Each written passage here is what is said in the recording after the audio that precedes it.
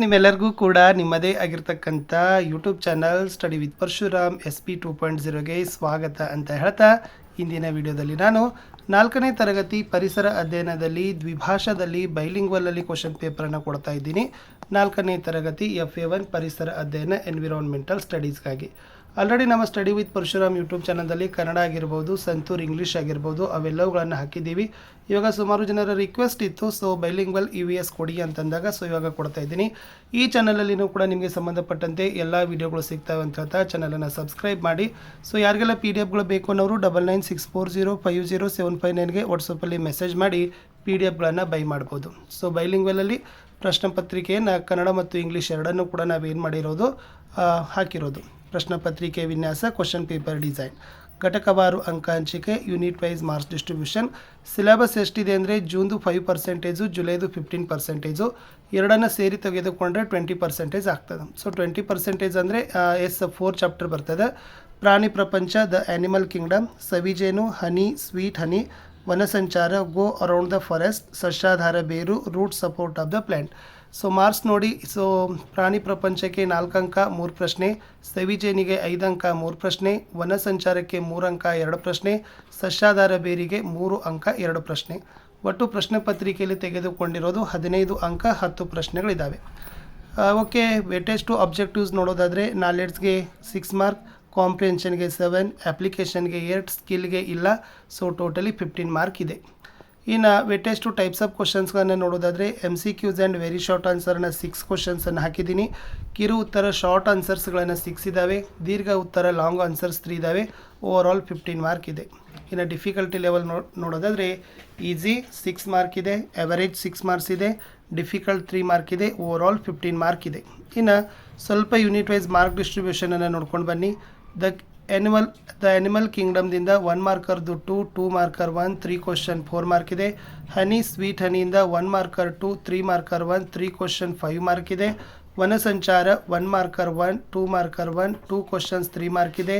ಸಸ್ಯಾಧಾರ ಬೇರು 1 ಅಂಕದ 1, 2 ಅಂಕದ 1, 2 ಪ್ರಶ್ನೆ 3 ಅಂಕ. ಒಟ್ಟು ಈ ಪ್ರಶ್ನೆ ಪತ್ರಿಕೆಯಲ್ಲಿ ಬಳಕೆ ಮಾಡಿರೋದು 1 marker 6 question, 2 marker 3 question, 3 marker 1 question, totally 10 question, 15 ಮಾರ್ಕ್ಗಾಗಿ ಕ್ವಶನ್ ಪೇಪರನ್ನು ಕೊಟ್ಟಿರೋದು. ಓಕೆನಾ? ಎಸ್, ಇದು ಪ್ರಶ್ನೆ ಪತ್ರಿಕೆ ಇತ್ತು. ಸೊ ಡೈರೆಕ್ಟಾಗಿ ಕೀ ಆನ್ಸರ್ಸನ್ನೇ ನಾನು ನಿಮ್ಗೆ ಏನು ಮಾಡ್ತೀನಿ ಅಂದರೆ ತೋರಿಸ್ತೀನಿ. S,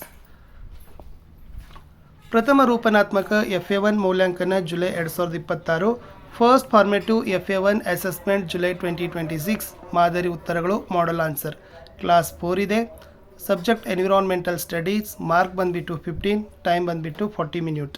so first one, choose the correct one up for the given options and write it down ಅಂತ ಕೇಳಿದ್ದಾರೆ. 2 ಕ್ವಶನ್ಸು, ಈಚ್ ಕ್ವಶನ್ನೇ carry 1 mark, 2 question 2 mark. First one, the most intelligent animal in the animal world.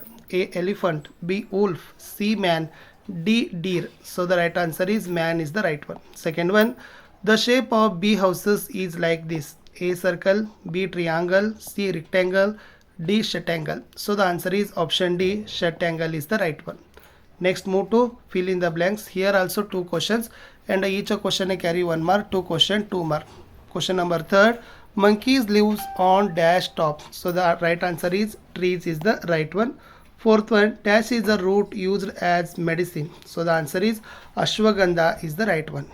Next, move to third means 1 marker question. Here also 2 questions and each question carry 1 marker, 2 question 2 marker. So question number 5, what is the national animal of India? So the answer is tiger is the right one. Sixth question, what is the food of honey bees? So the answer is nectar ಅಂತ ಇದೆ.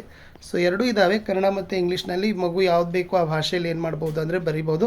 But ಪ್ರಶ್ನೆ ಪತ್ರಿಕೆ ಮಾತ್ರ 2 ಭಾಷೆಯಲ್ಲಿ ನಾವು set ಮಾಡಲೇಬೇಕಾಗಿದೆ. S, 3 to 2 marker ಕ್ವಶನ್ಸ್ಗೆ ಬರೋಣ. 2 ಅಂಕದ ಪ್ರಶ್ನೆಗಳಿಗೆ ಇಲ್ಲಿ 3 ಇದ್ದಾವೆ. ಪ್ರತಿ ಸರಿಯಾದ ಉತ್ತರಕ್ಕೆ 2 ಅಂಕ, ಒಟ್ಟು 6 ಅಂಕ. ಓಕೆನಾ?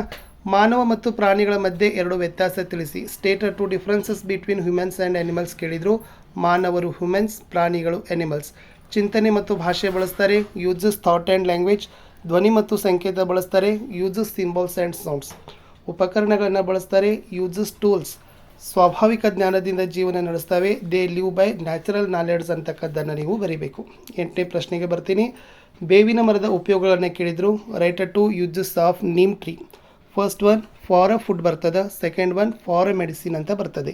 ಆಹಾರ ಮತ್ತು ಔಷಧಿಗಾಗಿ ಬೇವಿನ ಮರವನ್ನು ಬಳಕೆಯನ್ನು ಮಾಡ್ತಾರೆ.